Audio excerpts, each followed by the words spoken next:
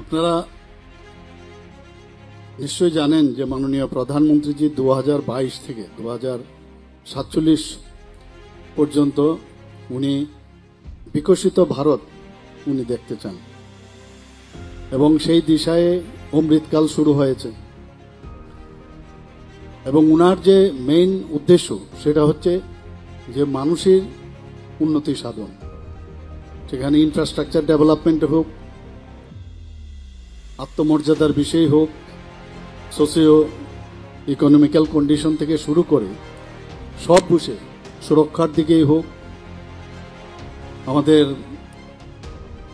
যে এখন ভারতবর্ষের যে অর্থনীতির অবস্থায় হোক, সব দিক দিয়ে উনি যেভাবে চাইছেন সেটা কিন্তু আমাদের একমাত্র ভারত আজকে 28টা এবং আরও যে আমাদের যে রাজ্য আছে সব মিলে সবাই যদি আমরা চেষ্টা করি তবেই কিন্তু সমৃদ্ধ ভারত গড়বে। ইনফ্রাস্ট্রাকচার ডেভেলপমেন্ট আমাদের জন্য খুবই ইম্পর্টেন্ট এবং সেটা আজকে আমরা ত্রিপুরাতে আমরা করছি। আমাদের সরকার, বিজেপি নেতৃত্বাধীন সরকার, আমাদের সাথে আইপিএফটিও আছে, আমাদের সাথে ত্রিপুরামতও আছে, আমরা সবাই মিলে কাজ করছি, সবাই মিলে পরিশ্রমও করছে, সকাল বিকাল রাত্রি পর্যন্ত পরিশ্রম করতে হয়। আমাদের মূল উদ্দেশ্য হচ্ছে ট্রান্সপারেন্সি এবং ট্রান্সপারেন্সির মাধ্যমে আমরা কাজ করব।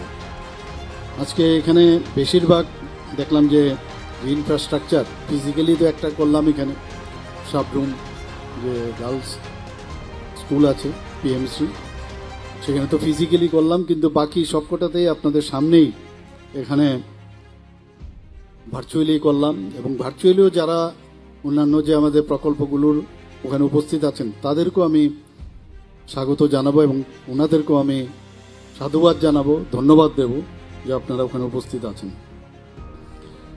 এখানে কাচারি অফিসও হচ্ছে, স্বাস্থ্যকেন্দ্র এই জেলাতে এখানে হচ্ছে, তাছাড়া এখানে ফায়ার ব্রিগেডের একটা নতুন ফায়ার ব্রিগেড স্টেশনও এখানে উদ্বোধন হচ্ছে।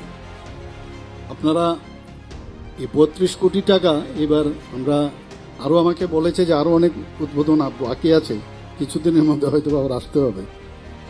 তো ত্রিপুরাতে সেটা সাউথ ডিস্ট্রিক্টেই হোক আর সেই ধর্মনগরের নর্থ ডিস্ট্রিক্টেই হোক, ঊনকোটির সে কৈলাসহরী হোক, সর্বক্ষেত্রে উন্নয়ন উন্নয়ন। কারণ আমাদের যিনি মার্গদর্শন দেখান উনি হচ্ছেন আমাদের যশস্বী প্রধানমন্ত্রী শ্রী নরেন্দ্র মোদী। উনি আমাদের যেভাবে বলেন আমরা সেই দিশায় চলছি। ইঞ্জিন যদি বেটার হয়, ডাবল ইঞ্জিনের কথা আমরা বলি, তো ইঞ্জিন যদি ভালো হয় আমরাও কিন্তু সেইভাবেই আমাদের চলতে হয়। এবং আজকে 2025 সাল থেকে বাকিগুলো বাদই দিলাম, 2025 সালের জুন মাস পর্যন্ত এখন পর্যন্ত 612 কোটি টাকার উপর বিভিন্ন প্রকল্প আমরা এবং ভিত্তিপ্রস্তর, এর মধ্যে আমি আমার হাত ধরে, বাকিরা বাদ দিন, অনেক মিনিস্টাররা করছেন, উনিরা করছেন, শুধু আমার হাত ধরে 612 কোটি টাকা সারা ত্রিপুরাতে এই কয়েক মাসের মধ্যে উদ্বোধন হয়েছে। যেখানে শিক্ষা দপ্তরের আজকে মেইন এখানে 2024 সালে 44 বিদ্যালয়ে নতুন আমরা ভবন তৈরি করেছি। এর মধ্যে প্রায় 153 করোড় খরচ হয়েছে। 2024-25 সালে বিভিন্ন স্কুলে আমরা যখন যাই পুরনো হয় বা সবসময় তার সংস্কার করা দরকার, তার জন্য আমরা বাজেট আমরা রেখেছি এবং সেই সংস্কারের জন্য প্রায় 346টি যে স্কুল আছে তার জন্য প্রায় 80 কোটি টাকার উপরে আমরা রেখেছি। প্রায় 81 করোড় আমরা মানে এর জন্য ব্যয় হয়েছে। এটা হচ্ছে 2024-25। আর 2025-26 অর্থ বছর আমরা 30টি বিদ্যালয়ে নতুন ভবন আমরা নির্মাণ করার ইচ্ছা আছে এবং তার জন্য 264 কোটি টাকা এর জন্য আমরা বাজেট আমরা রেখেছি। এবং 2025-26 যেটা আমরা 24-25 যে রেনোভেশন বা ইত্যাদি যে স্কুলগুলো, আমরা চাই যে আমাদের ছেলে মেয়েরা ভালোভাবে ওখানে পড়াশোনা করুক, ইনফ্রাস্ট্রাকচার যেন প্রপার থাকে। আর এখন তো আধুনিক যে কর্পোরেটর স্টাইলে সবাই থাকতে চায়, সবাই চলতে চায় পরিষ্কার পরিচ্ছন্ন, এবং সেটা কিন্তু একা আমাদের সরকারের পক্ষে সম্ভব হবে না। সবাই মিলে যদি আমরা নজর দিই যে গভর্নমেন্টের এটা স্কুল আমরা কিচ্ছু করবো না, এটা বললে কিন্তু সম্ভব হবে।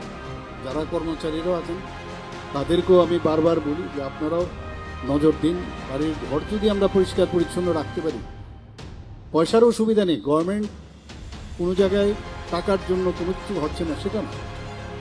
এই জায়গার মধ্যে 10% আমরা অলরেডি রেখেছি বাজেটের যেসব ডিপার্টমেন্টে, যে প্রতি বছর 10% খরচ করবেন সেখানে এইসব মেনটেন্যান্সের জন্য। তো সেই জায়গায় 2025-26-এ আমরা 123টি যে স্কুল আছে সেখানে মেজর এবং মাইনর যে সংস্কার আমরা করছি 151 কোটি টাকার উপরে এর মধ্যে আমরা এই অর্থ বরাদ্দ করেছি। আমাদের রাজ্য সরকারের যে মেইন উদ্দেশ্য, আমাদের যে প্রায়োরিটি সেক্টর, আমরা সবাই জানি যে শিক্ষা সবচেয়ে বেশি, কিন্তু আমাদের শিক্ষার খাতে আমাদের বাজেটের বেশি অংশ। আমাদের গত বছর আমাদের ছিল 27,000 কোটি টাকা আমাদের বাজেট, এবার একটা বিরাট জাম্প হয়েছে, 32,000 কোটি টাকা আমরা সেই কোথায় ছিল 27,000 কোটি টাকা, সেখানে আমাদের 32,000 কোটি টাকা হয়েছে।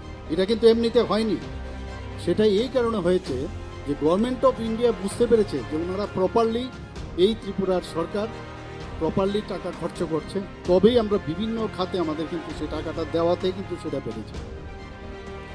তাছাড়াও এক্সটার্নাল এডেড প্রজেক্ট আমাদের অনেকগুলো আছে আমাদের জনজাতি এলাকার, সেখানে যাতে আরও ভালোভাবে রাস্তাঘাট হয়, স্কুলগুলো যেন ভালো হয়। তো বিভিন্ন ওদের যে বিভিন্ন যেসব মান উন্নয়নের জন্য প্রায় 140 কোটি টাকা, আমরা 1400 কোটি টাকা আমরা এই ওয়ার্ল্ড ব্যাংক থেকে আমরা নিয়েছি। এইভাবে আমাদের ফরেস্ট ডিপার্টমেন্টে আমাদের ট্রেসপে সেখানে প্রায় 1800 কোটি টাকা নিয়েছে। তো এইরকম জায়গা প্রজেক্ট থেকে আরম্ভ করে ইন্দো জার্মান এইসব প্রকল্পে তো ত্রিপুরাতে বহু প্রকল্প আমরা কাজ করছি। তো শিক্ষার আমরা চাই যে শিক্ষার, আমি আজকে যখন গাড়ি দিয়ে আমি আসছিলাম আমি এটা ভাবছিলাম যে আমাদের ত্রিপুরাতে এবার ত্রিপুরা যে জিএসটি আছে, স্টেট জিএসটি, সেটা কিন্তু নর্থ ইস্টের মধ্যে সেকেন্ড হাইয়েস্ট আমরা ত্রিপুরা হয়েছে।